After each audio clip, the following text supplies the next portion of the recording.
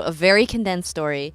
We are sisters. We grew up in Canada. When we were 15 years old, we had formally been trained in piano theory. We had taken piano lessons, but we discovered a guitar. It was our stepdad's acoustic guitar. It was sort of stowed away under the stairs in the basement, and we started fooling around, writing songs on it, sort of secretly at first, and then eventually we started collaborating, and we started performing for our friends. We started performing for our family. We started recording our songs at school, and those demo tapes of those songs were sort of, like thrown into like garages and basements and boxes, and hadn't been heard in like over 20 years.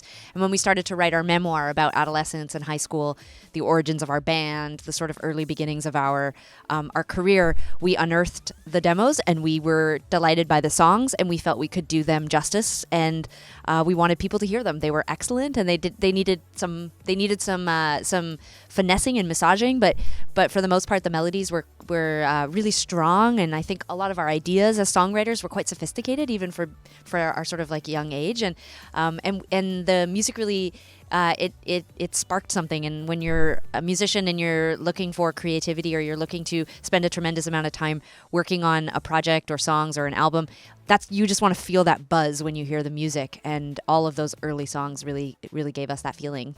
So when we found there are two main tapes. We had a band called Plunk. It was just Sara and I. And the first tape was called Who's in Your Band, and the second one was called Playdate. And when we found Playdate, we were so excited. I took it home and I ordered a cassette tape recorder off of the internet, and waited patiently for 3 days for it to arrive, and was so excited. I mean, the tape was pretty warped, but we immediately started hunting down the first tape. We hadn't kept it. Our family hadn't kept it. None of our friends had. Through a friend of a friend, I found the first tape, which was called Who's in Your Band. And once I had that one, then I went back on the internet and I ordered another cassette tape player that you can plug it into your like little USB thing or whatever, and digitized it, sent it to Sara, and Sara didn't listen to the songs for like 2 months, but I was so thrilled as soon as I heard them. I thought that they sounded really amazing. So the other day I actually found the tape, like the cassette player. I was like, what do I do with this piece of junk? A lot of people are wondering, will we ever hear the original You can come demos? over and I could use that tape cassette like recorder, because it make it useful. Maybe I should put an Instagram story of me just listening to the songs. That's thousands of little stories. You will not need to buy a tape recorder off of Amazon. We have had the music remastered, and you will be able to hear the songs in a couple different formats.